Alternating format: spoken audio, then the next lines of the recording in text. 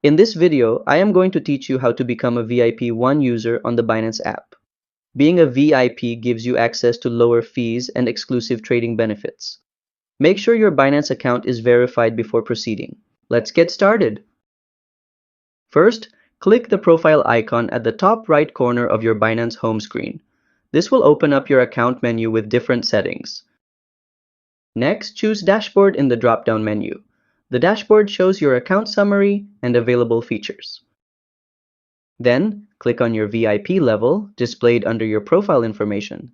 It will redirect you to the VIP page with more details about your current status.